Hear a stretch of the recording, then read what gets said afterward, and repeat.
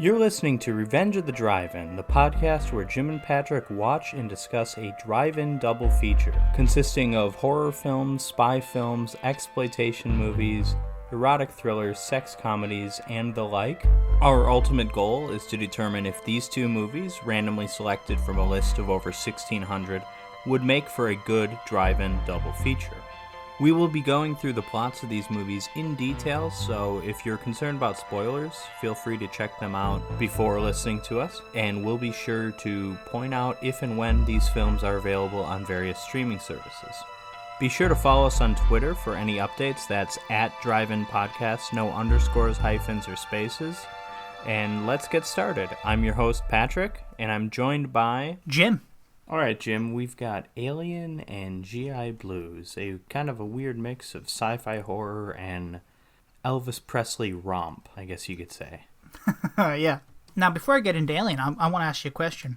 What do you think of Ridley Scott? Like, as a man, or as a filmmaker? As a fighter. Yeah, as a filmmaker. What do you think of him?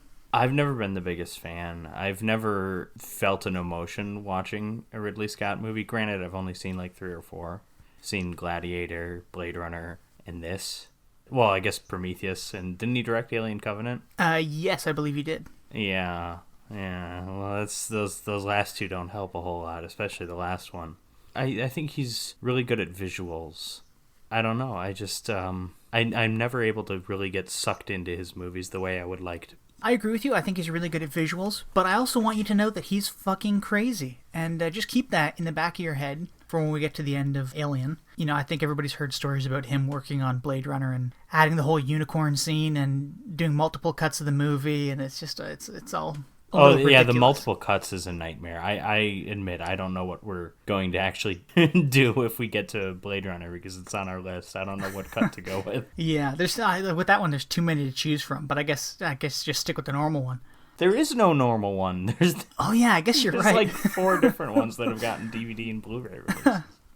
But with Alien, as far as I know, there's probably more than 2 cuts, but I think the 2 main cuts are the theatrical cut and the director's cut. It adds 5 minutes of new scenes, but at the end of the movie, it's actually like a minute or so shorter than the theatrical version. So he just cut out a lot of like walking and kind of expository stuff. He says that he likes the theatrical version better, which I've seen both. I watched both of them for this. Why did he do a director's cut? I have no clue. He said it was. I was watching this interview with him, and he said it was for publicity. It was essentially for money, is what he said. So he released like the director's cut in maybe like 2003 for this box set of all the Alien movies, which a bunch were directed by James Cameron too. So I think so. Just one. Oh, okay, yeah, just one then. Alien 3 is David Fincher. Oh, okay. I don't know who did Alien Resurrection. Some guy. So we watched the theatrical cut. It's the cut that that he likes the most, so you don't need to watch the director's cut for this.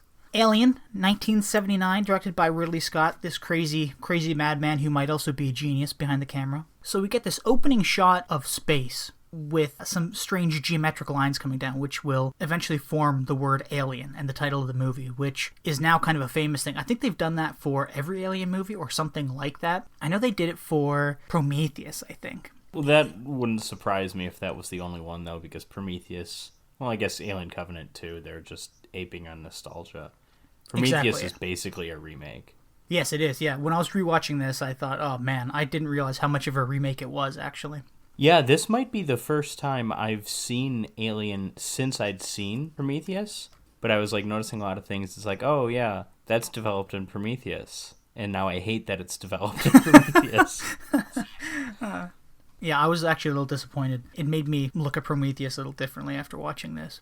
Anyways, after this opening shot, we get this underbelly shot of this big spaceship. And it's like something almost ripped right out of Star Wars.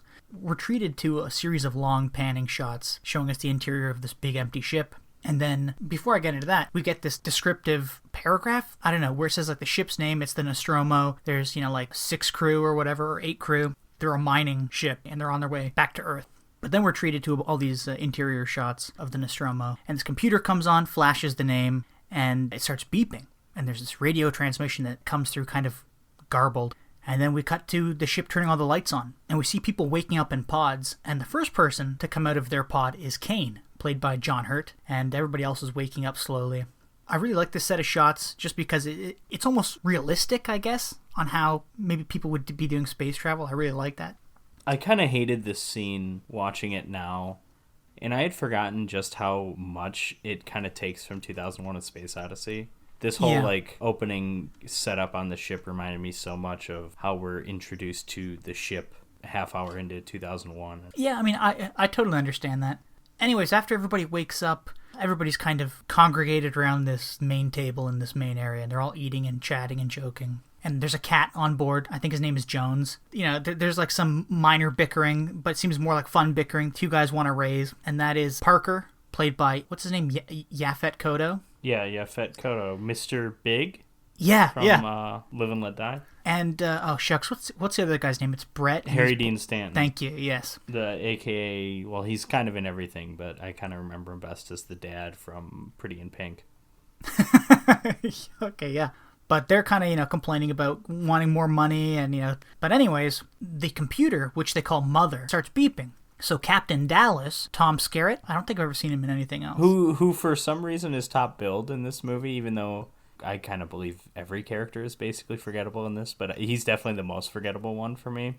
Yeah, but I guess agree. He was probably the biggest name when this movie came out. Anyways, he's in a bunch of stuff. I haven't really seen him. I know he's in Top Gun. I don't remember who he is in Top Gun. But yeah, so Captain Dallas, played by Tom Skerritt, gets up and he goes to see what Mother is beeping about. He walks into this kind of Christmas tree looking room. It looks like you're on the inside of a Christmas tree. You're just surrounded by these white walls that essentially just have Christmas lights glued into the wall. But it's supposed to be this kind of central computer room for the computer that runs the ship. And while he's there trying to figure out what's going on, the bridge crew realizes, after they've been booting up all the systems for this ship, that they're nowhere near Earth, that they're not even in the solar system that Earth is in.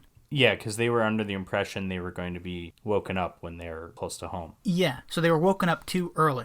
So I assume Captain Dallas kind of calls them all together, because the next shot you just see everybody congregated around this table again. And he says, look, we're clearly not home yet. We're only halfway. Mother's woken us up because she's intercepted a transmission of unknown origins. So she woke everybody up to check it out.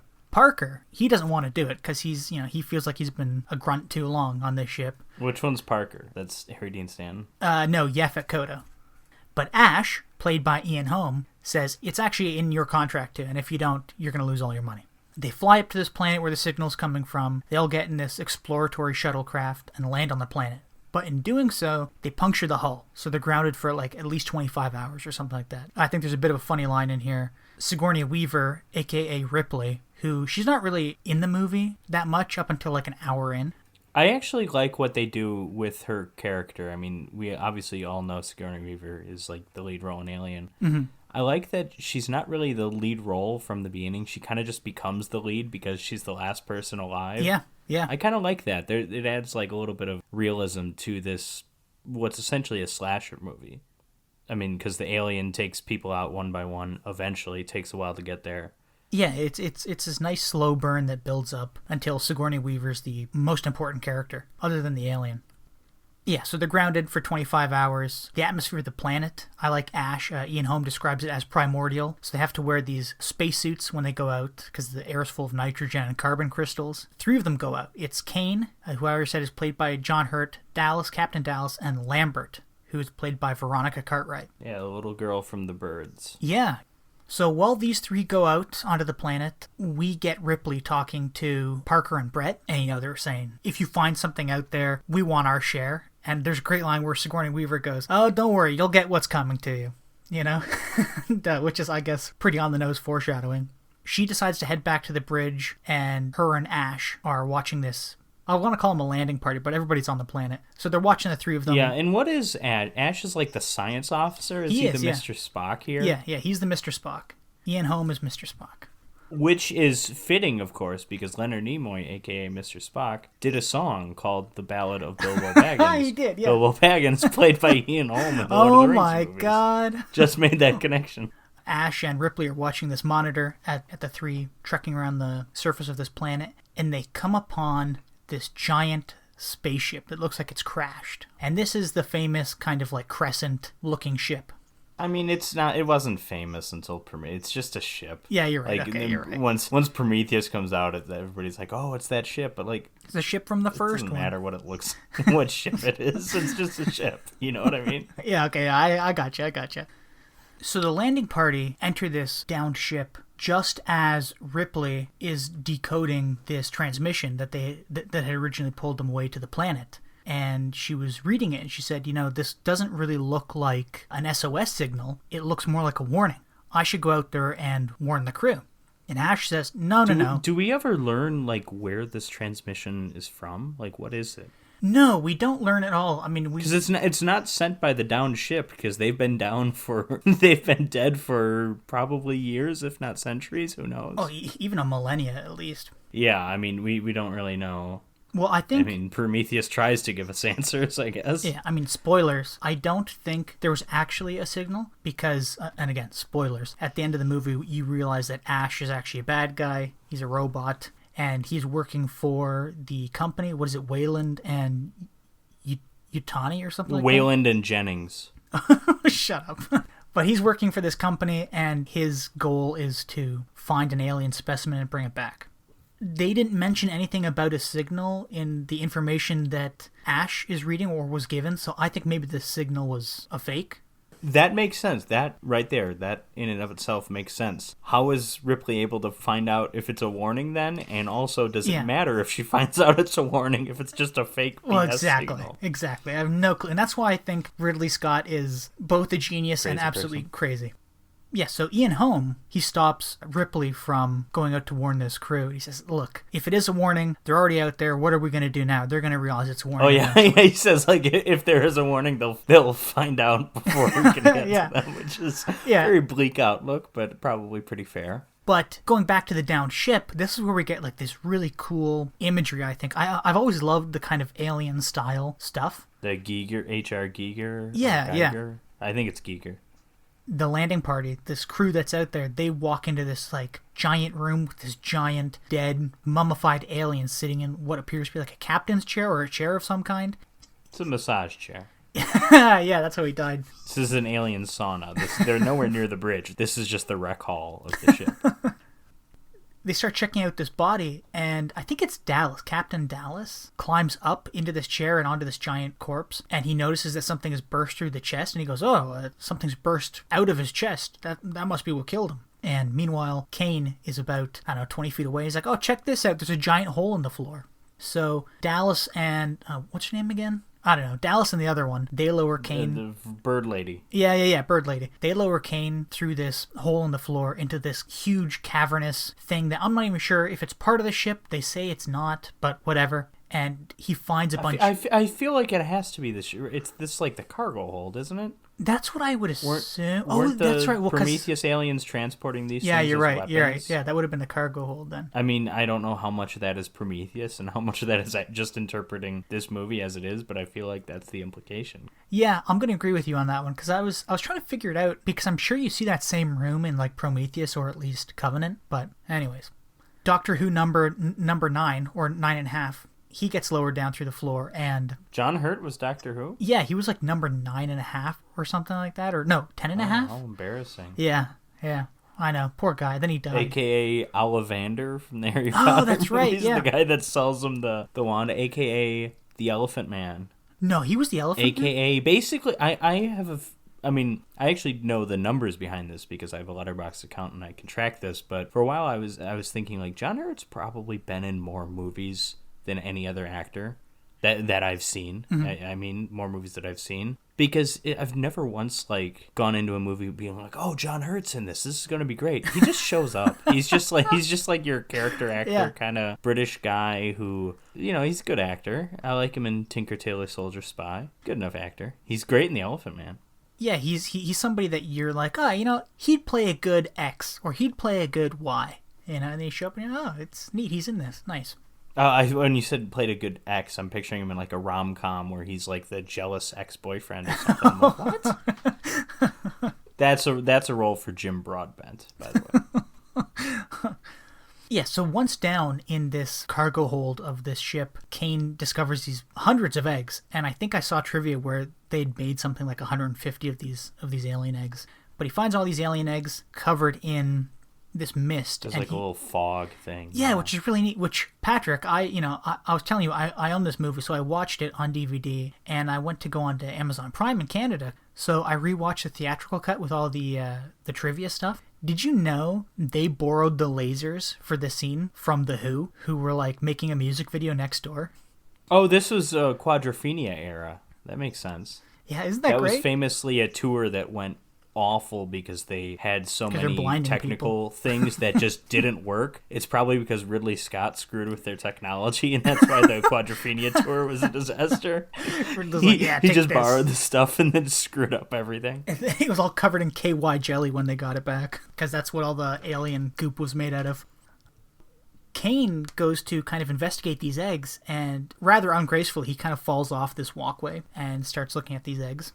He's like, oh, let me get closer, and he slips and falls. He starts inspecting this egg, which I really like how they did this. They have like moisture moving from the bottom of the egg to the top and then kind of dripping upwards towards the ceiling, but it looks like mercury or something. They just did that by flipping the camera upside down, or the egg upside down. But John Hurt is looking at this egg, and you can see movement inside of it. And there's this creature just kind of squishing around in there. And he gets a little closer to the egg, and it pops open. And then with a loud squeal, this creature leaps out of the egg and sticks itself to Kane's visor, which is the famous or infamous facehugger. We need a better name for these guys. Facehugger, chest burster. We need something a little bit less direct. Yeah, you know what they always reminded me of? Like you don't call dogs eaters of their own shit. You know, like you give them breed names. Yeah, you don't call them people lickers. Yeah, no, facehuggers are disgusting though.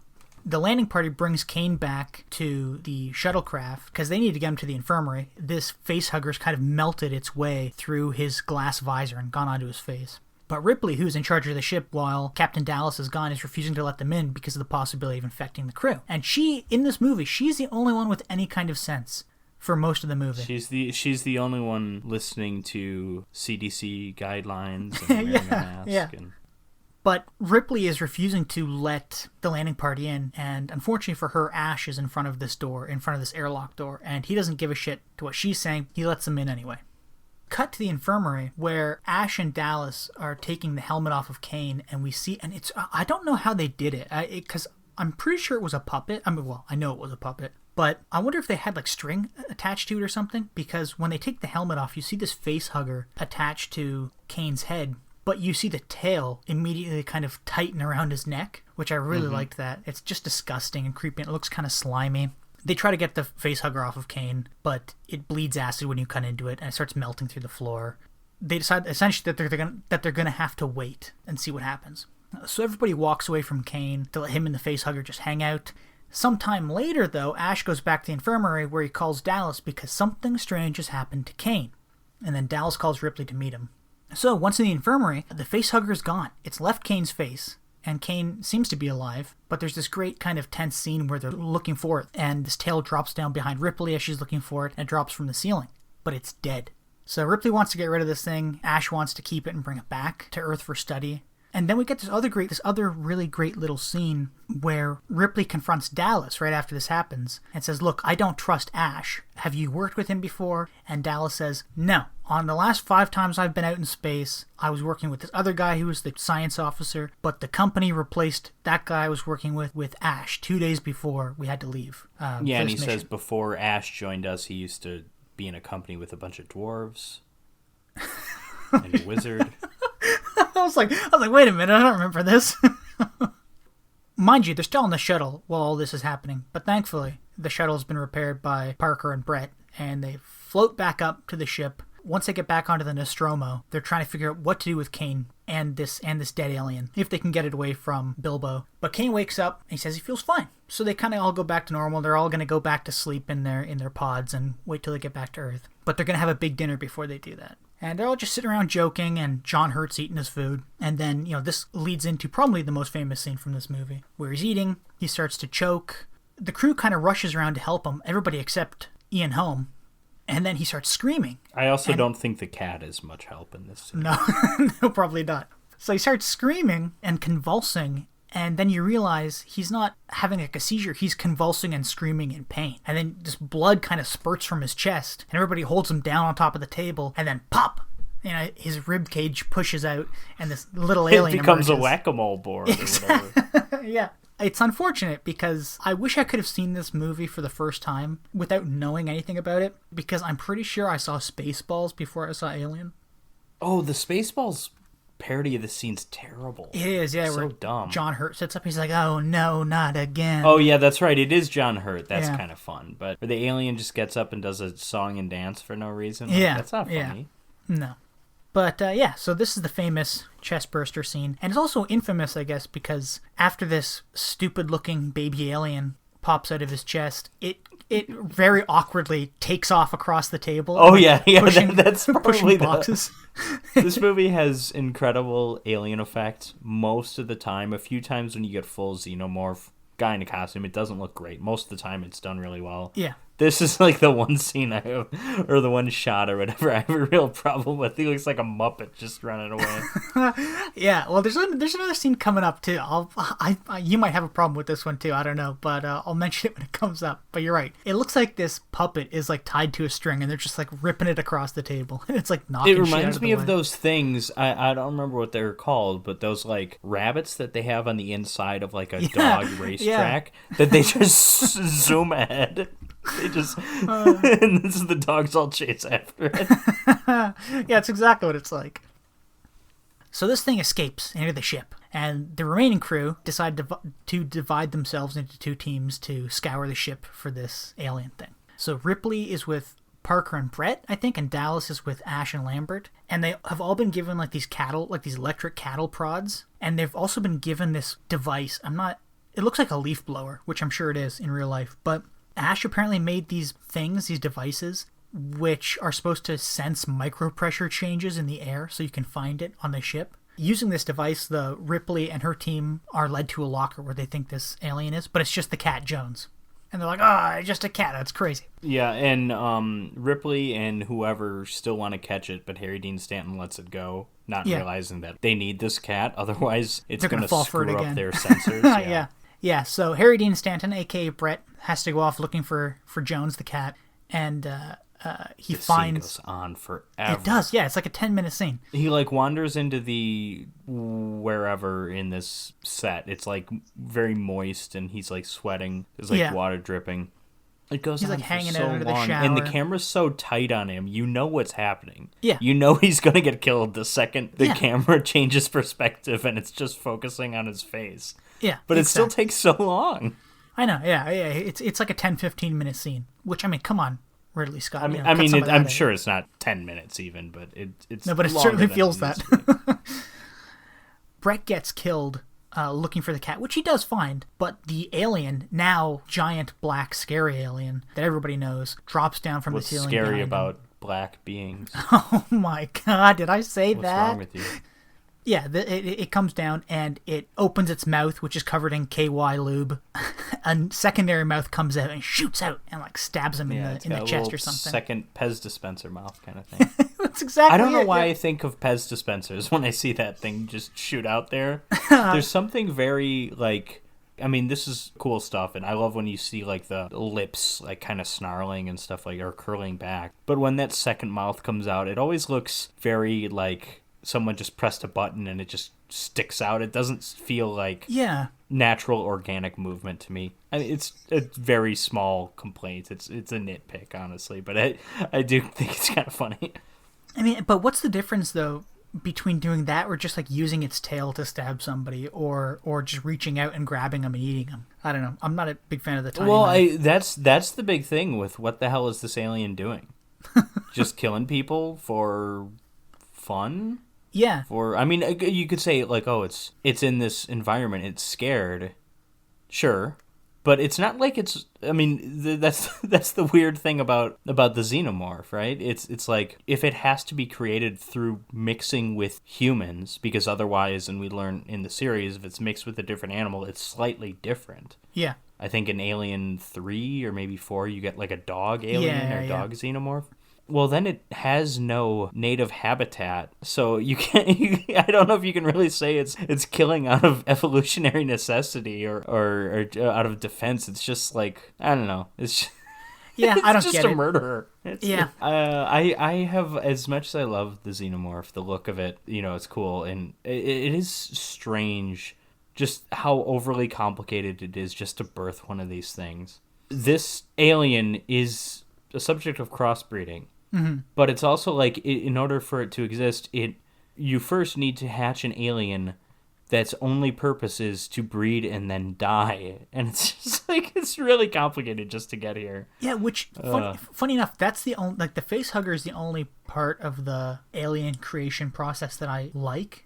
And that's because it's such a disgusting, terrifying thing, and what it does is so gross and creepy. But also, it's like that perfect, which I think they also mentioned in the movie, it's got that perfect evolutionary trait where its blood is acid, so you can't even cut it off without killing the host. Yeah, that's true. But I think there's like one line in this movie, but this is like a huge topic this is all Michael Fassbender talks about eventually in the series, but like the whole thing about the xenomorph being a perfect organism. Mm-hmm. It's like, is it? An egg hatches to have an alien die in order to get to this thing. It's so difficult just to create this organism. I don't know if you can really say it's perfect. Well, also in the series, doesn't it turn out that he created the alien as we know it? Isn't that what? I mean, who Covenant that? is? Whatever. I don't know. Yeah. Peter O'Toole created the xenomorph. Yeah. The alien drags Brett's body away as he's screaming and stuff. We don't really get to see the rest of that takedown, but we do get Parker telling... Which we saw 10 minutes of the build-up to it. Can't we at least... Well, I know, yeah, Can't I know. we at least see the... I know. We don't really get any good takedowns, really.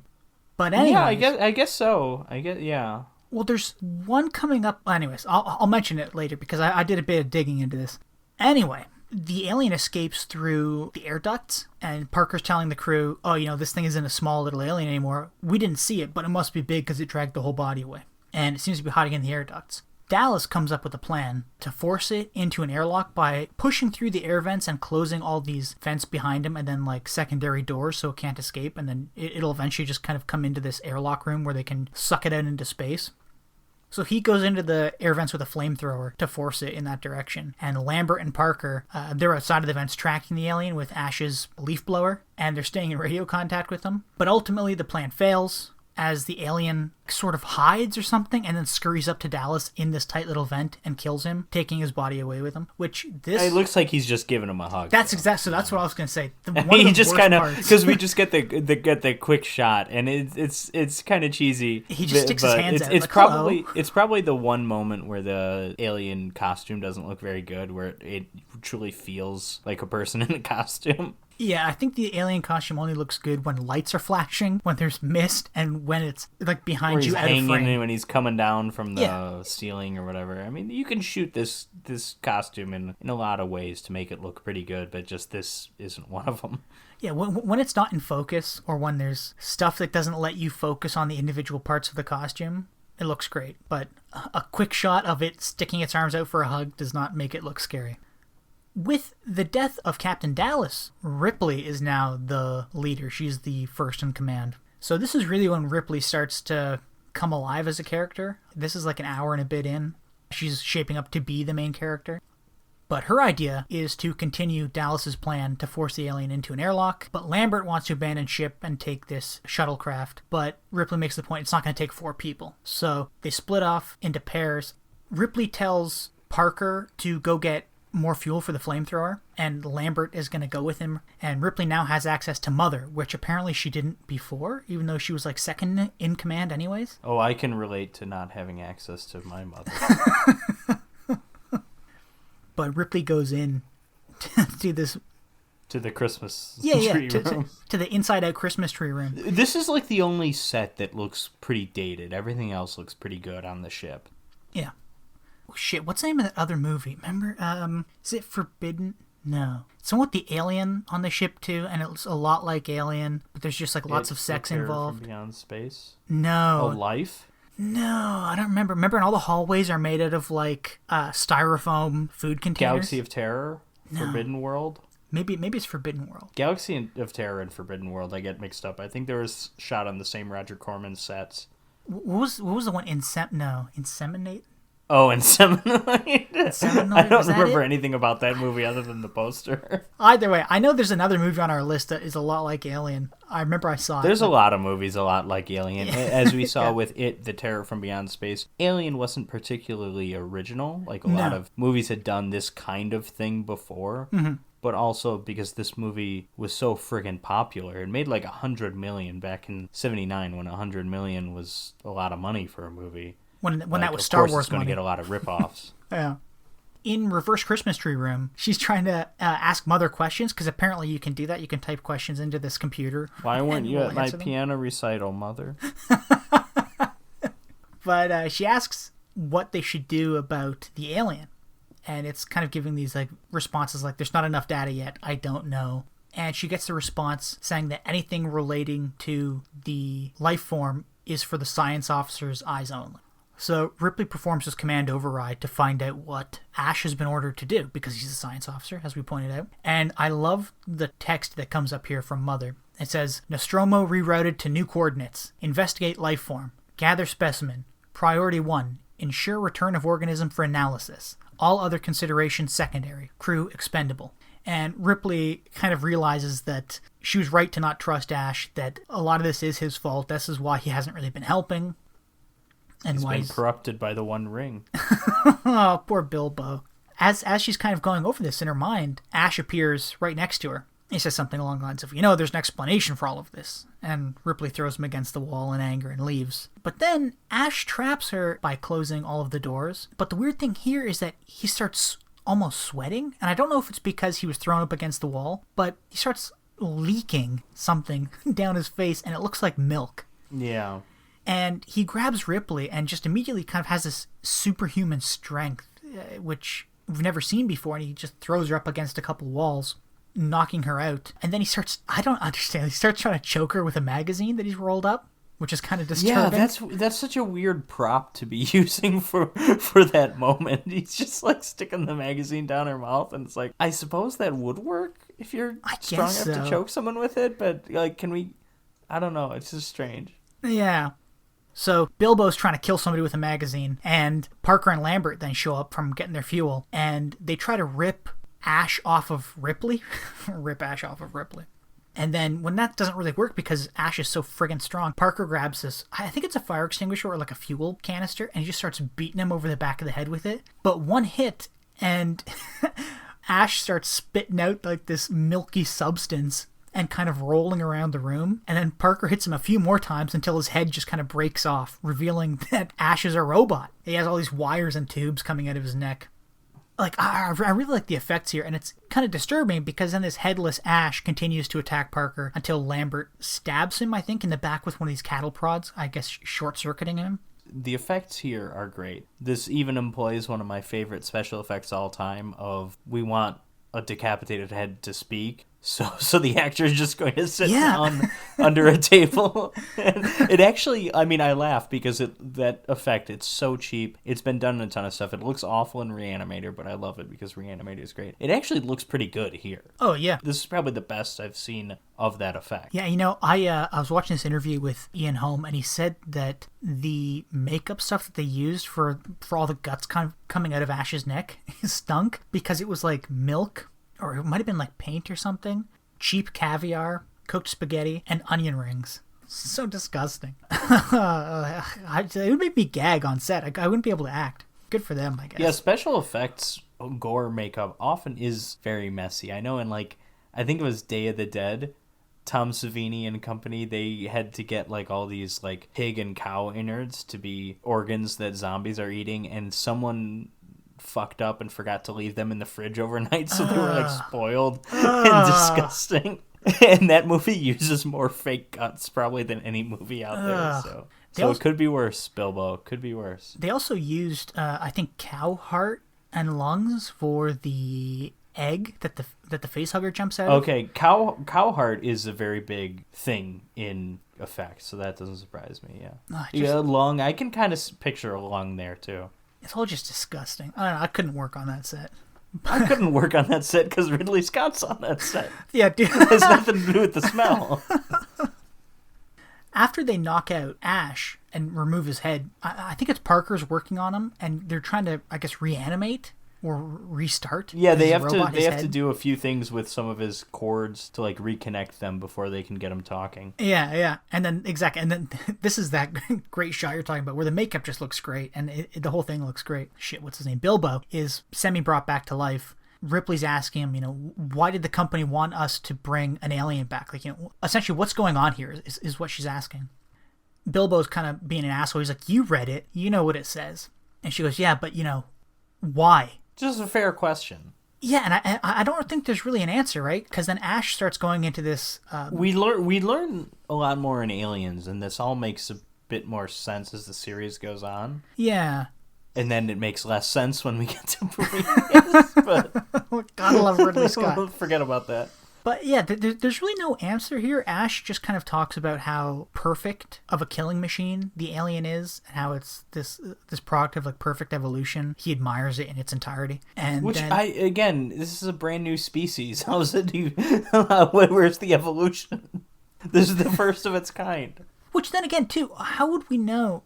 How did they know that there was life out there? How did that company know that? Well, that's the thing. Yeah, I mean, if you really break it down, xenomorphs technically didn't, this version of the xenomorph, technically didn't exist until it mixed with humans. Yeah. There was, I think they're called engineers in Prometheus. There's obviously a xenomorph on that downed ship because the guy's chest burst. So there was a giant engineer xenomorph somewhere out there. But yeah, I mean, this specific thing hasn't ever existed. How does Waylon Jennings know about this? None of that really makes sense. I don't know. I mean, it's just a movie, and we're talking about the sequels. This is a movie that's some of it makes more sense as the series goes on. Some of it makes less sense. But like just as a movie, I mean, I'm okay with things like this. Yeah, I agree. If you really think about it, it doesn't quite make sense. But whatever. I'm willing to suspend my disbelief and my questions and. Well, now I guess that Ripley is in charge, like for sure, because I guess the only person that was fighting her on her position of power was Ash, who's now just a head on a table. Oh, I forgot to mention, Ash says they have no chance in hell of killing the alien or getting back to Earth and surviving. Which he doesn't really know because he doesn't really know anything about this alien, but whatever. So Ripley comes up with a new plan. She goes, you know what, fuck it, let's just blow this ship up and try to make it to an escape pod. She heads to the pod to prep it, while Parker and Lambert go to gather supplies. Like, I think Ripley says, go get coolant. They go to get coolant, and as Ripley is prepping the escape pod, she hears Jones meowing somewhere. So she goes in search of him, and on finding him, she hears the alien attacking Parker and Lambert over the radio, which we get a cool shot in this scene, because I'm kind of skipping around a bit. But they're collecting this coolant, and I think there's like a spacesuit hanging from the ceiling. It's creating this shadow on Lambert. And then out of this spacesuit shadow comes the shadow of the xenomorph. It starts moving towards Lambert, but attacks Parker and kills him, and kills Lambert. But on hearing this, Ripley runs over to them, and their screams fall silent, and she finds their bodies just dripping with blood. Terrified, she runs to the bridge where she starts the self-destruct countdown, which gives her 10 minutes to get off the ship. And I guess on her way back... And also like 9 minutes before she can cancel the self-destruct or something? Yeah. It's in the last 5 minutes you can cancel the self-destruct. Oh, maybe it's 5, okay. Yeah, so she starts running back to the escape pod and then runs into the alien. And she drops Jones in his crate in front of it. And then she runs back to the bridge for some reason to reset the cooling system. Well, and then she actually tries canceling the self-destruct also. Exactly, yeah. Which because she tried to cancel it. Probably because she doesn't think she'll have time to make it to the pod because the alien's there, I guess. I guess so. Know. Yeah, because when she aborts the self-destruct, she pushes like these cooling tubes back in, and she starts yelling at Mother, who's not going to abort it. And she goes, "I've put the cooling rods back," or something. And she's like, "You bitch!" And she picks up a stool and like whips it at this computer monitor. So now she's only got 5 minutes to get off the ship before it explodes. So she runs back to the escape pod with flamethrower in hand, and she stops to grab Jones, and she makes it to the pod just in time for her to jet away and escape the blast wave, which kills the alien. But Patrick, wait, Patrick, hold the phone. There's 15 minutes left of this movie, so clearly the alien was not killed. We've seen this happen in like 1,000 movies, this exact thing. Yeah. So she gets on this escape pod, and she's getting ready to go into stasis, and she's, like punching stuff into the computer or whatever, and she's getting undressed into some skimpy little undies. and she sees something move, and it's it's the alien. It's like hiding or keeping itself warm or something in and amongst all these pipes. He's pipes. just hanging out, I think. Yeah, he's just chilling. I think it was like nesting. Like it found a nice place to kind of like rest. So Ripley, terrified, and she runs into this spacesuit closet and locks herself in it. And she slowly and quietly starts slipping into this spacesuit. I couldn't hear what she was saying, but she was like murmuring stuff the whole time. And then she leaves the closet. I think she was saying, "Oh God, I'm gonna have to make like 3 or 4 more of these things, aren't I?" Yeah. She leaves this closet and starts like releasing steam or coolant or something out of these pipes, which kind of forces the alien to leave its hidey hole. And now that it's standing in the room, she hits a button and ejects it into space, which she then torches it with the engines, and it shoots off into space. I laughed at this scene. I did too. When you see him just kind of hanging from the outside, this is just kind of funny. It's like a little bottle. It just looks funny to me. I like in this scene where he's hanging from, or the xenomorph is hanging from the ship, and then it starts climbing up like this engine tube or whatever, this exhaust pipe. And you could imagine the xenomorph being like, "Oh, thank God, I'm safe here." And then she just like fires the rockets, and it just comes shooting out the back. Like a potato stuck in an exhaust pipe. Also, I think we need to talk a bit about how Sigourney Weaver has killed a baby. This thing's like 2 days old, right? Yeah. Infanticide. Murdered this there you go. Very young child. She's calling it a bitch and stuff, rude. Does she call it a bitch in this one? I think so. I don't know, maybe somebody else calls it a bitch. Either way.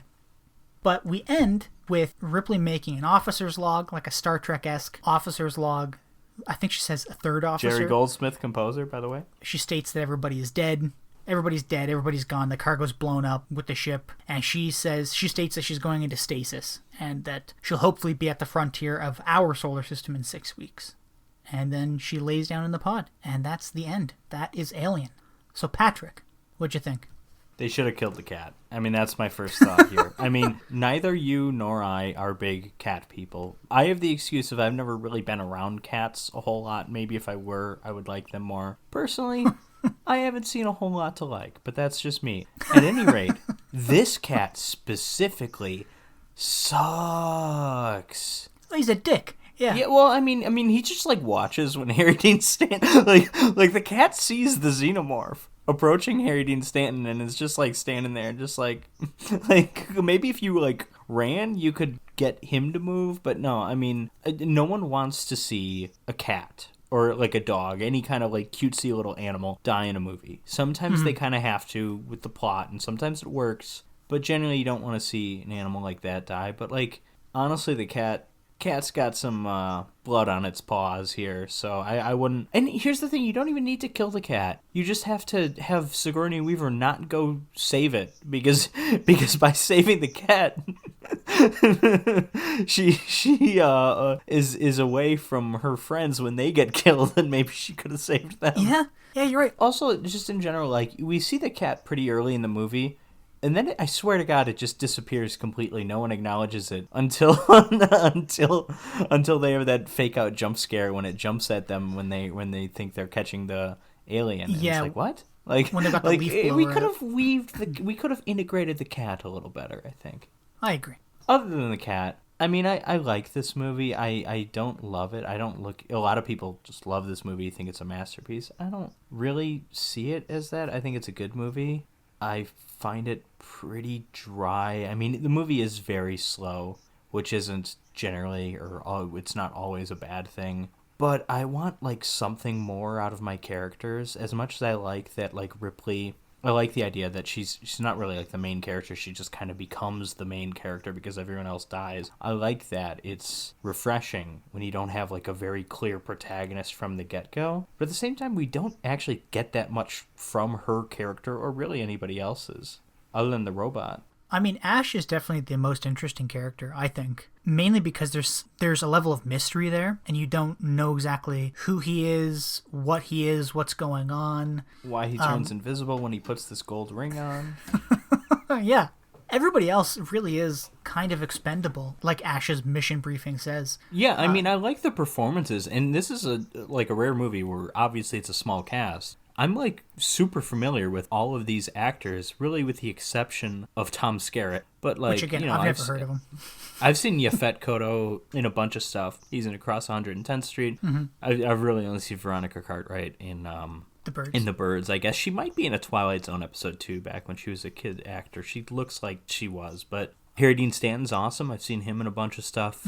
Ian Holm is great in the Kenneth Branagh Shakespeare films. He's, well, not just Shakespeare. He's in Mary Shelley's Frankenstein, but he's one of the like captains in the trenches in Henry V. He's awesome in that. And then obviously Sigourney Weaver is very good. I think actually my favorite performance in this movie might be Veronica Cartwright, actually. She doesn't have that much to do, but she has like really super expressive eyes. She to me, I believe the terror in her face more than I believe it in other characters, I guess. I read this thing where I think the Ripley character is either going to be played by Veronica Cartwright or Sigourney Weaver, and they did screen tests because originally they had both tested for each other's roles. And audiences apparently thought that Sigourney Weaver was a stronger character, and that she reminded them of Jane Fonda. I don't see it. Ridley Scott picked her, apparently. Also, quite famously, the script originally was written with gender-neutral characters. It's why actually we don't even get Ripley's first name. So in theory, Ripley could have been Tom Skerritt, which that's pretty neat. That like seems oddly progressive for a movie in the 70s, but it seems kind of like Star Trek utopian future kind of thing, because this is you know, the distant future, like, you know, people on the ship are they're all kind of equal. I mean, there is a hierarchy in terms of command, of course. But I don't know, I kind of like that aspect. It's funny that you bring up this kind of utopian future, because let's talk about Ridley Scott for a second. Lots of ideas of his were eventually removed from this movie. But is he dead yet? Did he die? No, I think he's still. Oh, no. Tony Scott did. He's his brother. He directed Top Gun, starring in some role Tom Skerritt. Now, hold on. How old is Ridley Scott, then? Ridley Scott. He's got to be old. He's probably Sir Ridley Scott, he's too. He's 83, yeah. He is Sir Ridley. Prick. But, no, I'm kidding. He's an alright guy, I guess. But let's talk about some of his ideas, because we talk about utopian society here. It was either him or one of the people working on this that had the idea that people should just be banging all the time, and that there should be like lots of sex in this movie. That might have... Okay, so this, and I'm going to screw up the names here because I know there's a couple of writers here, and the guy that wrote the first draft of this script, or maybe even more than one draft, but the guy who came up with this story basically just wrote it to be complete schlock. Yeah. And so maybe that's where the banging comes in, because like this is basically originally when it was basically written to be like a Roger Corman B movie. But then rewrites came in, and I think Dan O'Bannon was the one that stepped in and rewrote it. I could be screwing that up. Maybe he was the original writer. I don't think so, though. Yeah, I'm trying to think. I took a note on it somewhere. I just can't find it at the moment. But I think Walter Dan Hill O'Bannon had something to do with this movie. I don't know if he was just a producer or a writer, but Walter Hill, he got to start with John Carpenter. John Carpenter's first ever movie Walter Hill worked on, and he also was one of many big Hollywood producers to start the series Tales from the Crypt, along with like Robert Zemeckis and Richard Donner. I'm forgetting the most notable thing about Walter Hill. Excuse me. He directed The Warriors, which came out the same year as this. Oh, okay. Going back to this sex thing, I think it was maybe Dan O'Bannon's idea. Ridley Scott liked it, and they were just going to have like lots of banging in the movie. But then after like talking to the actors, they were kind of like, not only are we not really super comfortable with this, but we also don't know where it would fit into the movie. I'm sure at some point it came up that there were 2 women and 4 men also. Yeah, and also... and a robot. Ridley Scott was still thinking about this idea, because I'm pretty sure it's in either the end of Prometheus. Yeah, it's in the end of Prometheus. Oh no, Alien Covenant, they're fucking in the shower. Yeah, that's it. So Ridley Scott, fucking 40 years later... Was that a scene written for Alien? Because I don't know if it was... That's the worst scene in the entire series, probably. I know. I don't know if it was actually written for Alien, but that scene came out of him still thinking about people supposed to be banging all the time when they're on a spaceship with nothing else to do. So there's Ridley Scott kind of crazy number 1. Ridley Scott kind of crazy number 2 doesn't really have anything to do with this utopian society, but I got this fun general trivia. That giant dead body in the down ship on the planet, which they call the space jockey, It was designed and painted by, as you pointed out, H.R. What's his name? Geiger? Geiger? No, Geiger, I think. Geiger. But let's go with Geiger. It sounds better. This fella, he was disappointed, apparently, that he couldn't put any finishing touches on it because by the time filming commenced, by the time filming came for this scene, he just didn't have any time, and it was either destroyed right after or partially destroyed before they filmed it by a lit cigarette that was left on the sculpture. And I can only assume that was Ridley Scott by accident. And Ridley Scott burnt down Notre Dame Cathedral, confirmed. Yeah. There was this conceptual artist who's worked on the movie, Ron Cobb, and when Ridley Scott had apparently... This isn't about Ridley Scott being crazy, it's just a neat piece of trivia. 20th Century Fox almost didn't allow this space jockey thing to be in the movie because apparently at the time props for movies like this weren't like these huge, ginormous things. They weren't so large scale, I guess, and it would only be used for one scene. But this conceptual artist, Ron Cobb, convinced 20th Century Fox to leave the scene in the movie because it would show the audience that this wasn't just some low-budget B movie. So back to Ridley Scott being crazy. Crazy with Blade Runner, crazy with that unicorn shit. This movie, at the end, when Ridley is in, when Ripley is in the spacesuit closet in that escape pod, and she's like putting the suit on. Yeah. Originally, Ridley Scott wanted the scene to be that the alien comes out of its little hidey hole and goes over to the window and starts looking through the window at Ripley's body, and then the alien was going to start touching itself. No, and it's supposed to I be don't this believe weird, this. Yeah, no, seriously. And it's supposed to be this weird sexual tension that the alien was like comparing its body to Ripley's body. But then one of the writers jumped in and was like, "Ridley, we can't do this." He's like, "Okay, you're right." Even for Sigourney Weaver's sake, like no actress deserves that. I know. And the poor guy, whoever he is, whatever his name is, the poor guy in the xenomorph suit sure as hell doesn't deserve that. I know. But yeah, I just think Ridley Scott is fucking nuts. And it also doesn't help that people carry this weird sexually suggestive stuff through when they talk about Alien. Like, I was reading a bunch of stuff earlier, how people are comparing the facehugger's attack on Kane to like male rape and the chestbuster scene to a form of violent birth. And that the alien is this phallic-looking thing with its giant head, the chestburster is definitely phallic. I don't know about the xenomorph so much, but the chestburster for sure.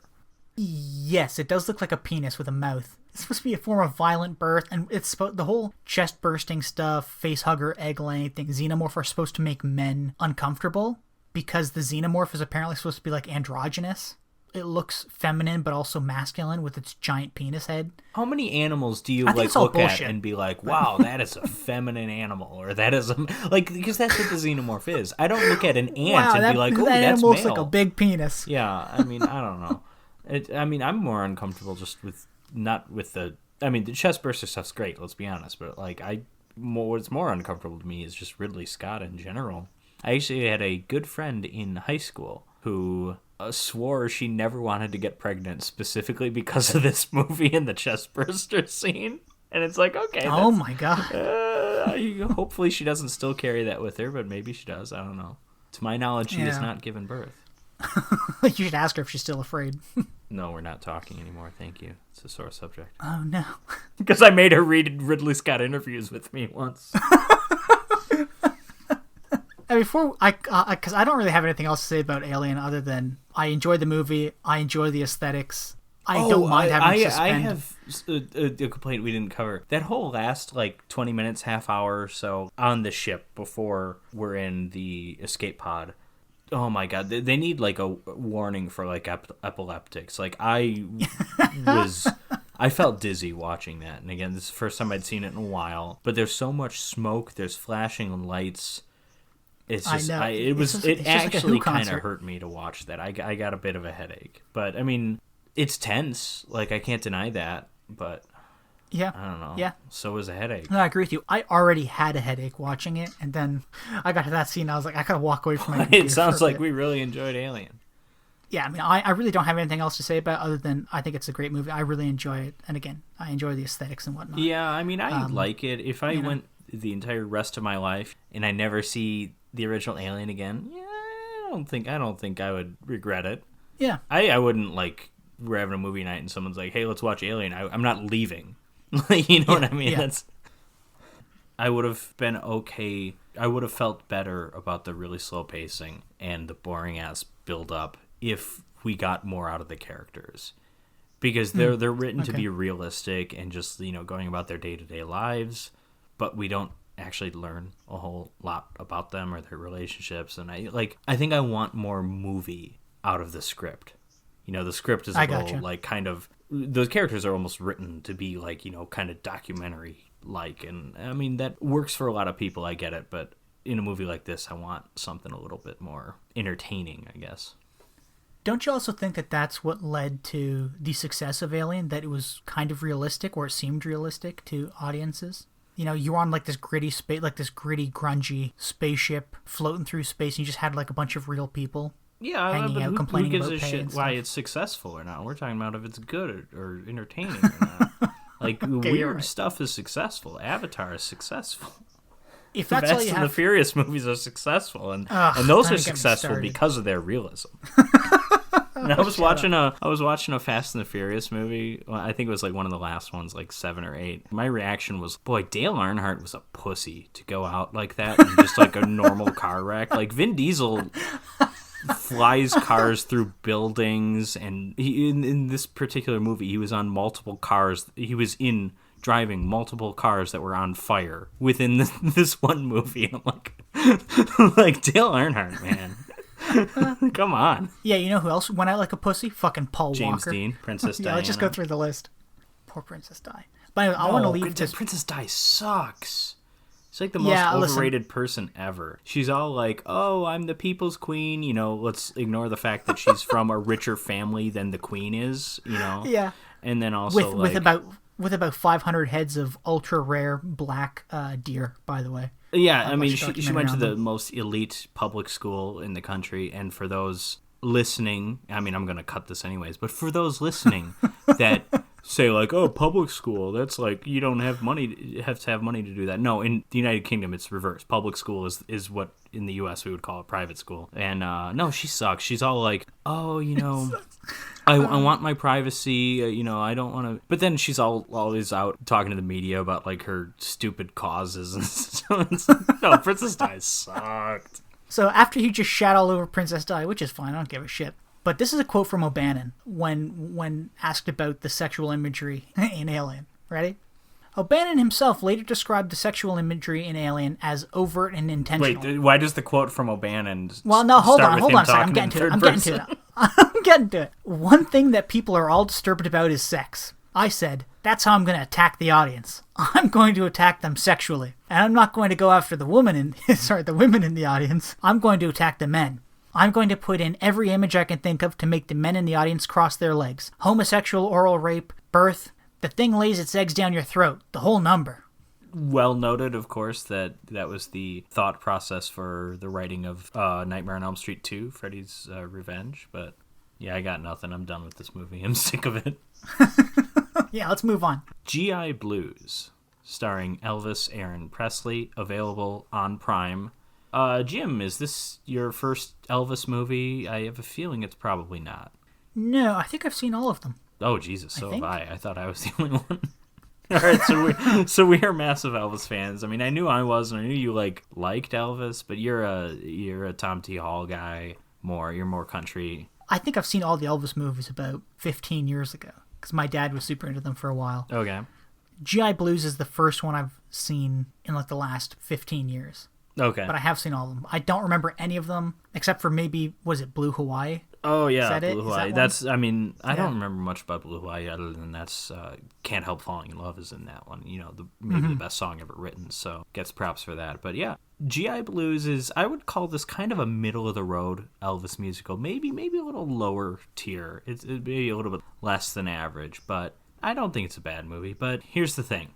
It's an Elvis movie. Most people listening probably don't care about Elvis movies or have never seen one. If you're at all interested, check it out. And I will recommend other better Elvis movies through the course of this, but we're not going to focus so much on the plot here this time around, mostly because it's an Elvis movie. Who cares about the plot, you know? There are two plots in Elvis movies, basically. I mean, he's got his Western movies that are kind of their own thing because they're not even musicals. He had 2 of those. Oh, I guess 3 if you count Love Me Tender, which he's not the star of. You know, you've got 2 Elvis plots, or Elvis plays 2 different characters. Elvis plays young Southern man trying to make it big as a musician. Or a boxer. So it's usually a musician. It's a boxer in one movie. Or it's not always a musician. Sometimes it's a race car driver, I guess, too. But usually a musician. The other Elvis character, or Elvis plot, this is more a plot than a character, is Daddy wants to get laid. I mean, that's... And here's the thing. This is kind of both. This movie sort of combines both of those. It's more romantic than how I described it right there. Although there are some jokes about that kind of thing. But yeah, Jim, initial thoughts on GI Blues? It was an inoffensive movie, unless, you're a woman who doesn't like hearing men talk about how many women they've slept with, or placing bets on who can sleep with more women or who can sleep with a woman. Yeah. But I mean, it was a pretty inoffensive movie. It's the Screwballs plot. Yeah, it's Screwballs with less far tits. more G-rated version of Screwball. I will say one thing I liked was, I think most of the musical numbers I liked, but at the end of the day, I think this is just Elvis porn. It's Elvis is a big name. Elvis is a big star. Let's sell some Elvis movies and some Elvis songs. I mean, to a certain Elvis extent, image. every Elvis movie was just cashing in on Elvis as a huge star. A few of them were actually solid movies with very good scripts. King Creole is legitimately a very, very good movie, for example. Yeah. Loving You is very good. Viva Las Vegas is very good. Jailhouse Rock is very good. This one, And this is very clearly, too, because Elvis, of course, served in the army over in Germany from 1958 to 1960. And because he was drafted, this was at a time when there was draft in the peacetime. Look, we all know the Eisenhower administration was worried about Elvis's corrupting influence on the youth, and that's why they sent him into the military. But joke's on them, because it backfired, because Elvis actually gained a lot of respect of non-youths by his actions in this, because he was basically offered a chance to, I don't know if it was called USO, but basically instead of serving in the military because he was so famous, it's like, hey, you can just do this USO kind of tour and just perform for the troops. Or you can, we'll let you live in a mansion when you serve, and you can kind of be on your own. And he's like, no, I'm not doing that. I want to live like the other troops. I'm sure he got special treatment in a lot of ways.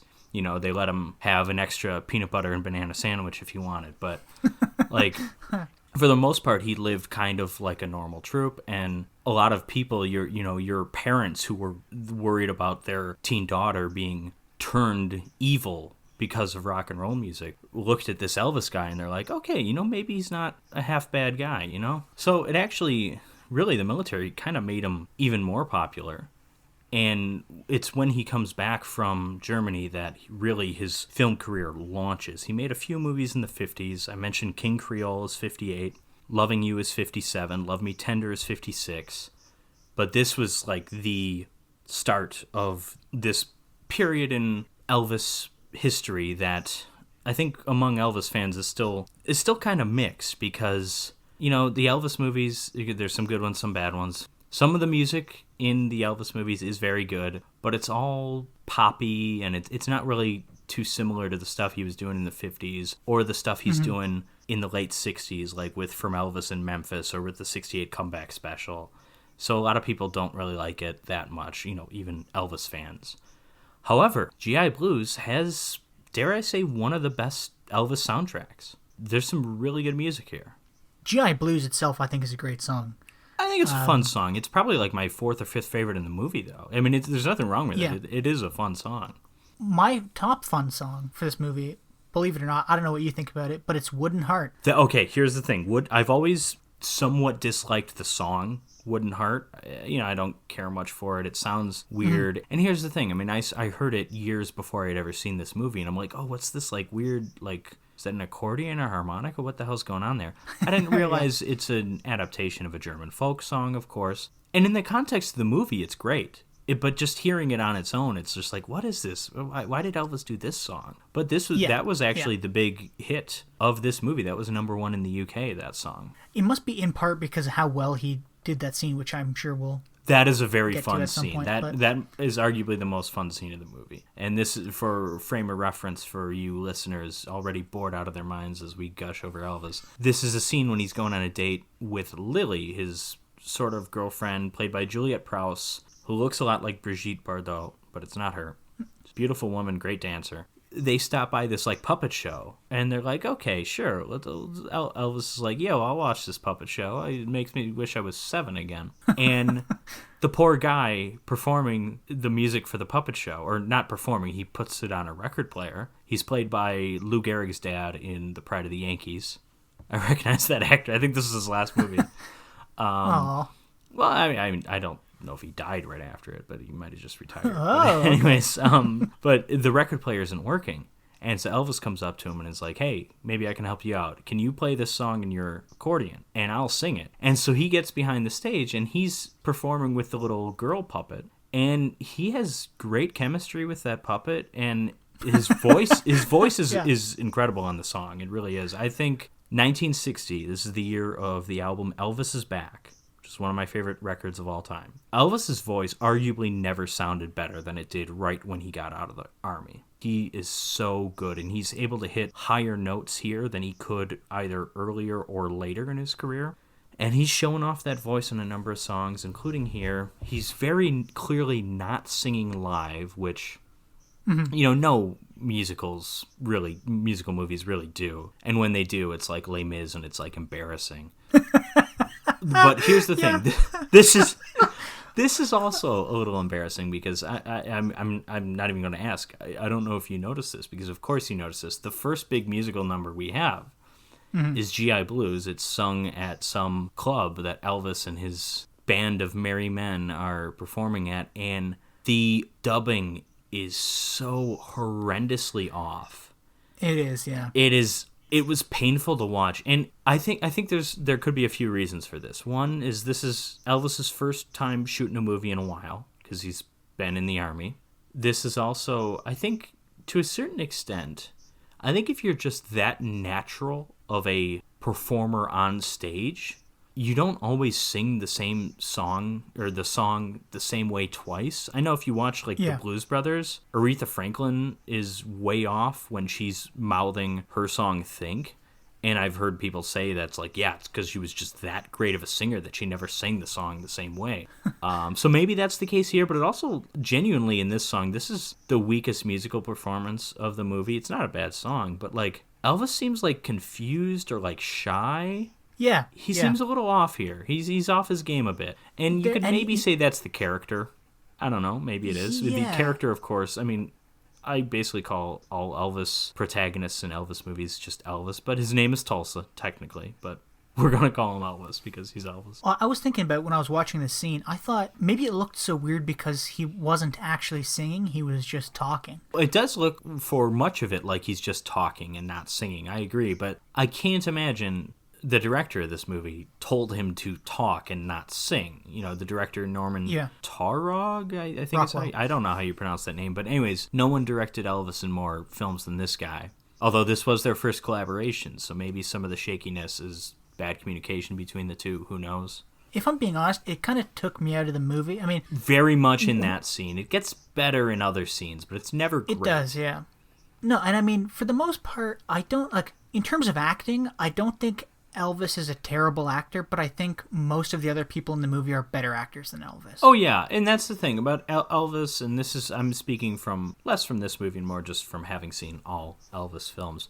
He's not a great actor, but he has specific things he's good at, and specific there's an appeal to him as a star, not just as a singer, because normally the music performances are the highlights. And here, I think they are to a certain extent, not necessarily this GI Blues scene, but I love his Frankfurt special on the train. That's a lot of fun.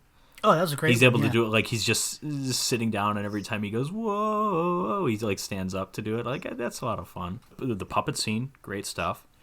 Very unlike his normal kind of stage persona as well. But so, I mean, normally, obviously, that's going to be a big part of Elvis movies. I think also Elvis is usually very good at... He has some great chemistry with his female leads, and I think that's on display here with Juliette Prowse. I think they're pretty charming together. Yeah, I think the couple that really steals the show are what's his name? Cookie and the and Italian. And Tina or whatever her name is. Cookie and the Italian. The Beagle lady. Yeah, Bagel lady. Excuse me. No, but yeah. The last thing I want to mention, and you do see this in this movie, is one thing that Elvis did better than just about any other actor from his era, at least that I've seen. The man could shoot a fight scene. He could throw a punch in a convincing movie way. I'm not saying this dude could go toe-to-toe with Floyd Mayweather or anything like that, but like Elvis, the punches Elvis throws in movies look a lot more real than punches you'll see in just about any other 60s movie, basically. And there is a bar fight in this, and you can even compare him with other actors. His punches look more real. They do. Yeah, I totally agree with you. And like, that's he puts his so body strange. into those. I mean, he I don't know. I mean, you can compare it to the early Bond movies and some of the kind of the awkward action of, like, Dr. No. And, like, Elvis kind of pulls that off better than Connery did, at least in that movie, I think. Elvis throwing a convincing punch is great. There's a bit of comedy that I think Elvis pulls off well. Yeah, he has decent comedic timing, too. I really do think he's got that kind of the charming Southern accent, and he can kind of throw a joke in there. Yeah, he's pretty good at that. He's not Johnny Carson, but I mean, he's pretty good. No, but you know who he kind of reminded me of whenever he was doing like a bit of comedy stuff? He reminded me of Bing Crosby. Okay, I haven't seen too many Bing Crosby movies. He kind of delivered jokey lines in this, I don't even want to say same manner, but it was almost like the same tone that Bing Crosby would deliver these lines in, which I thought was really interesting. But that's what's so strange for me about this movie, watching Elvis, because as I had mentioned, I don't think he's the greatest actor, but he does some things so well. But at the end of the day, I think most of the actors in the movie kind of outshine Elvis, except for the singing. Well, and even some of the singing isn't that great, as we noted, but yeah. The worst musical number for me was, what was it, like Pocket Full of Rainbows or whatever? Oh, that's the best song, though. It's the best song, but I didn't like that scene, and I thought the singing in that scene looked especially well. That is a duet, so you're asking Juliette Prowse also to do what Elvis has done all movie. But no, that song is incredible. If you're not familiar with that song, folks, check it out. It's great. I'll just give a quick rundown of the songs I'd recommend from this movie. It's more than half, I think. Mm-hmm. But we've got the title song that you mentioned. It's pretty darn good. I like it. We've got Frankfurt Special, which is probably the closest in this movie you get to kind of 50s Elvis sounding. I think of that song as sort of like a 60s Elvis production on like a 1954 Sun Sessions type song. It has like that rockabilly feel, but just a much bigger production because Elvis and RCA and everything, you know. Yeah. Wooden Heart, I mentioned, great scene. Personally, not a big fan of the song, but it works well in the scene. I like when he has the kids sing the German part, which is good because I'm assuming Elvis is probably mispronouncing half those words. I don't know that. I don't know that for sure. Shopping Around is a lot of fun. That song. That's the one he performs at. That's the first one he performs at Cafe Europa. The first time he performs in Frankfurt. Yeah, I really like that scene. And I really like the song Doing the Best I Can, which is the second song he performs, and it's rudely interrupted by Blue Suede Shoes because some asshole flips on the jukebox. But that's a fun song too. You can argue the best song in this movie, and you'd probably be right, is Blue Suede Shoes, which we only hear on a jukebox, but whatever, you know. I thought that was actually pretty funny. I didn't expect, because, again, I hadn't seen this movie for years, but rewatching this, I thought, oh, wait, like, I didn't expect that. That's pretty, it's kind of masturbatory in a way, but I thought it fit really well, and it made me laugh. I understand what you mean. I would say it's masturbatory if, like, Elvis is the one who says, like, no, we need Blue Suede Shoes. I think the director, someone was like, we need, like, a rock and roll song to start this fight. And they're like, hey, we've got rights to Elvis music. I'm pretty sure that was the amount of thought that went into that. If you think about it, because Elvis Tulsa, the character in this movie, is not really a professional musician. I mean, he performs a little bit in Germany. But then we hear that song, and it's like, wait, this dude's got a #1 hit in the U.S. from 4 years ago. What the hell? Yeah. Or he just sounds just like him. Yeah, I thought there's definitely going to be like a joke made about the guy on the jukebox sounding just like the guy on the stage, or, you know. Yeah, I don't go there. The best joke of that scene when the bar fight breaks out. I actually like this moment a lot, even though it's completely ruined. And I've like rewound it. Like I'm like, did I miss something? Elvis is apologizing for all the damage that happened with the fight. And I think he's like agreeing to pay the owner like some money, or maybe he even gives him money. And as he leaves, he closes the door, and the glass on the door breaks. And then he like steps back in, and he says like, "Oh, sorry." Except if you look at him, he doesn't open his mouth. He very clearly doesn't say anything. That's just ADR. Oh, it's really? Very strange. Yeah. I've rewound it like a few times, and it's like, but like, why have him even come back if he's not going to actually say the line? Like, either have that line just occur with him off screen, or have him come back and have him actually say it. I don't know why they went with the ADR route, and I don't know why he comes back if that's not what he's saying. It seems like that scene was supposed to end with Elvis kind of like half smirking, going, "Bam, bam, ba-da," you know, like, did I do that kind of thing, and that it was just gonna cut, but. Yeah, they ADR'd into that weird That's it. shot. It's a funny joke to end that scene on, but it's botched in execution because it's so awkward. If you're getting bad ADR on that, like, okay, maybe just this entire movie, the sound was just weird, because then that's why like some of the performances don't look very good, because whoever the hell was in charge of the ADR or the syncing up sound and image just wasn't very good. Speaking of performances, you know what performance? It's not meant to be funny, but it made me laugh out loud. Oh, like an actor? Yeah, it was the first time that we see Lily dancing in the Cafe Europa. Okay. And she's like dancing around, then, you know, it keeps on switching between like musical genres and lights turning different colors. Okay. But I started thinking that like... It's a great dancing, by the way. It's pretty awesome. It is. But I started thinking that like this was an episode of Star Trek where like Kirk, Spock, and McCoy like come to this like strange alien planet. Oh, she's doing like the green lady belly dancing, and and Scotty starts hitting on her or whatever. Yeah, because this like harsh green light at one point is on Lily in the movie, and I'm like, oh no, this is like Star Trek.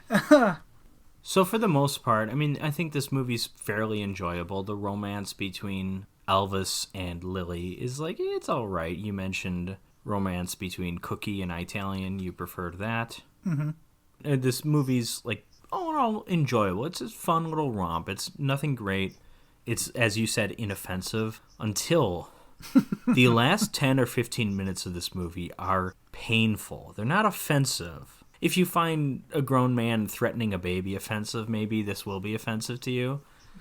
Because at one point, Elvis does threaten a baby, which is kind of great. So the big climax of this movie is Elvis has to babysit. He has to babysit for...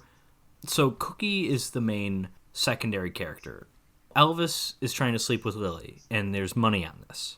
And Elvis is replacing someone that got sent to North Africa. Alaska. Because he Alaska, yes, because he like spoke up when he wasn't supposed to. So they're like, "You get the fuck out of here." So Elvis, who's not comfortable with sleeping with women for money, I guess, if you want to, like, I mean, that's phrased poorly, but he's just like, no, if I'm with a woman, I want to like just be with her and not have anything else riding on it. But he's kind of forced into this, and he's not phrasing, and he's not huge on this, but.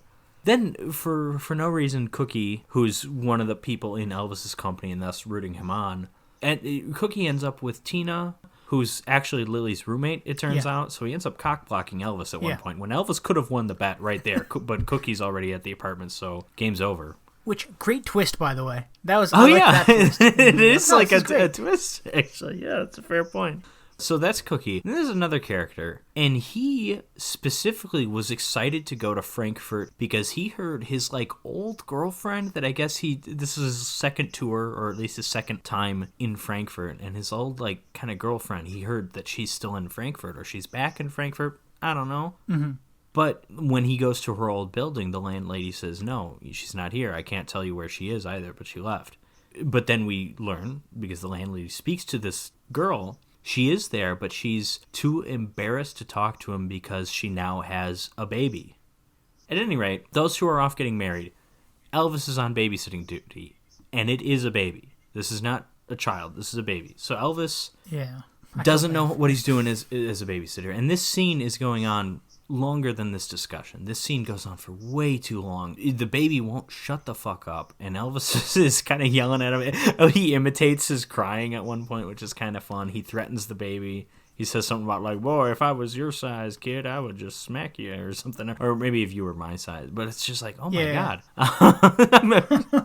Can you imagine your kid is the kid in this scene and you're like on set because it's a baby and you like have to be there legally and you get to see the king of rock and roll just yell at your baby? Like, that'd be pretty great. Yeah, and also, I feel bad for the kid because you know that this is the era where they're like pinching. The kid yeah, they're making stuff, this. You know? Yes, that's the biggest reason this scene's uncomfortable is because they are making this kid cry.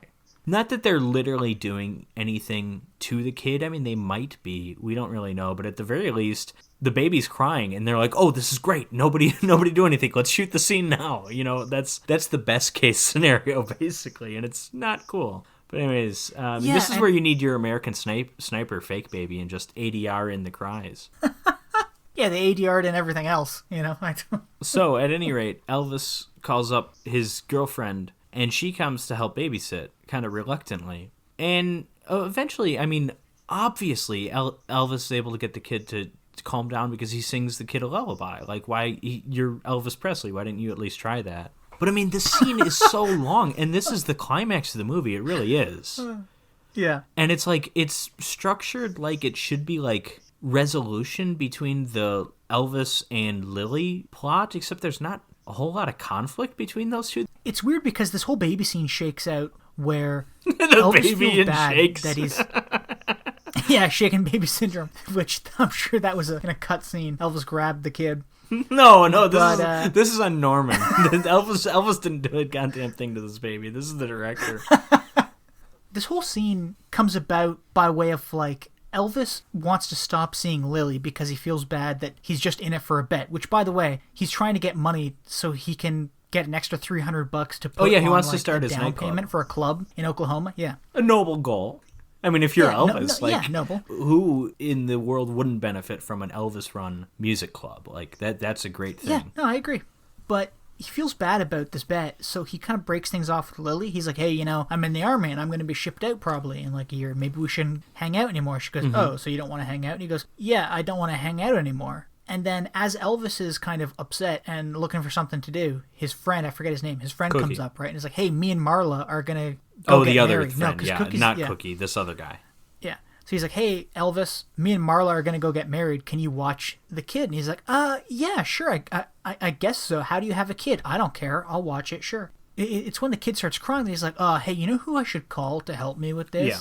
Lily. And it's just like, it just comes out of nowhere. Well, right. yeah, and I guess the problem is it's like when they kind of break things off, neither one is really angry at the other. It's just kind of Elvis being like, hey, maybe this isn't a great idea. You know, she's not mad at him. Mm-hmm. I think for there to be conflict and for this scene thus to be resolution, like someone needs to be pissed at someone, you know? Yeah. Like there needs to be making up made instead of just like, I saw you yesterday, but not today. Sure, I'll come over. Like that's kind of what the scene is.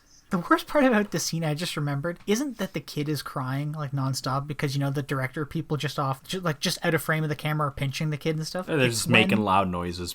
Hopefully it's just noises. Yeah. Well, but the worst part, this kid grew up deaf, maybe. Oh, poor kid. But no, the worst part is that when, what's her name, Lily and Elvis are hanging out, and Elvis is like, because he takes the kid to her house, right? And the kid falls asleep, and Elvis is like, oh, I guess I better go. And she's like, yeah, I guess you should, because, you know, he's asleep. But Elvis, looking at the time, is like, oh, wait, I can win this bet if people think I slept with her by just leaving in the morning. So Lily gets up to go do something, and Elvis is like, come on, kid, wake up. And, like, the kid is, like, this baby is genuinely asleep. And then he grabs him and starts to, like, smacking his chest and, like, tickling him and stuff, and then the baby just wakes up crying again. So that was the worst part. Yeah. Yeah, poor kid. No, I will say with this, because I think we're kind of done here. We didn't talk, like I said, we didn't talk about the plot a whole lot. We covered the best scenes, the best and worst scenes, the best and worst musical numbers.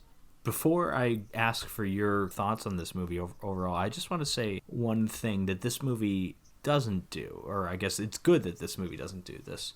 So we mentioned sort of Elvis's strengths or his kind of appeal as an actor, specifically in music, in some of his comedic timing, his ability to throw a good movie punch, and his chemistry with his female leads.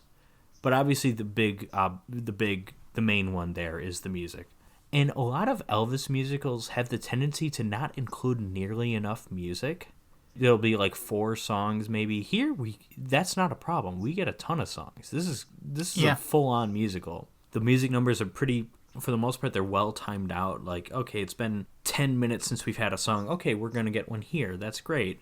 So there's that to, in that sense, it's one of the better Elvis movies because, again, probably half the Elvis movies didn't apparently figure out that Elvis's strength as an actor is his singing, Yeah, and I mean, I think that's definitely the best part of this movie. It's the musical numbers, and for the most part, I like all of them, I think, except really for Pocket Full of Rainbows, which, again, is a great song. I just don't like how it is shot, how it is done in the movie. Well, the entire thing being on green screen or whatever, I don't know if it was called green screen back then. I looked it up. I think it was the director or the guy who wrote the script visited Elvis in '59 in West Germany. Yes.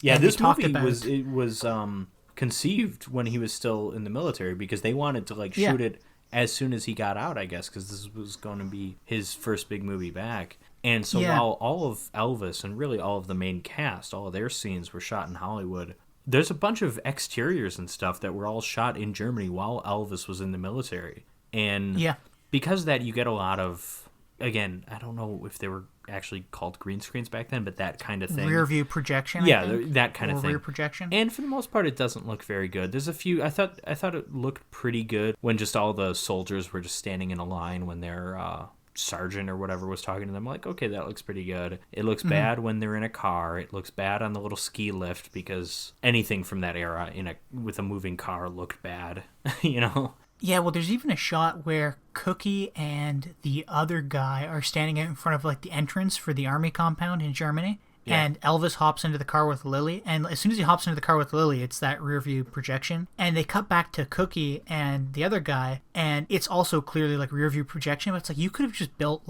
2 little styrofoam pillars to denote the entrance of this base. I mean, that's true. I do like that they, as much as it might not look great, there is something neat about that there was so much shooting in Germany. And they had to coordinate pretty well certain things because they used stand-ins, like that scene that you're talking about, Elvis getting in a car. It's not actually Elvis getting in a car, it's a stand-in getting in the car. However, once we cut to the car, then it is Elvis. So that kind of thing is actually really neat. It's probably not a very easy movie to make. You're right, that splicing together of the scenes like that really is interesting. But once you notice that Elvis actually isn't in Germany while they're filming this movie and that it's just a bunch of stand-ins, I think they had something I forget who it was, but this guy was also in the army and he was Elvis's double. But all the shots of Elvis walking in Frankfurt are from 40 feet away. It's of him rounding a corner or something or going into a building. So, what are your final thoughts on GI Blues? Did you enjoy it? Yeah, I enjoyed it. Again, as I said at the beginning, it was pretty inoffensive. I doubt you thought this. I thought it was a little slow, to be honest. In some parts, I was just kind of waiting for this is fast-paced as hell compared to Alien, but okay. Exactly. yeah. This movie is cranked too high voltage compared to Alien. Because this movie, how long was GI Blues? It was an hour and a half or something. Yeah, hour and a half, hour 40, something like that. Yeah, I mean, it felt to me about as long as Alien, which it is about as long as Alien, I guess. But Alien's an hour 50. Yeah, but yeah, I liked it. I thought it was a little slow at parts, which I don't know why I did. It's just something strange I felt. But good, inoffensive, lighthearted Elvis romp. If I were not an Elvis fan, I would not enjoy this movie.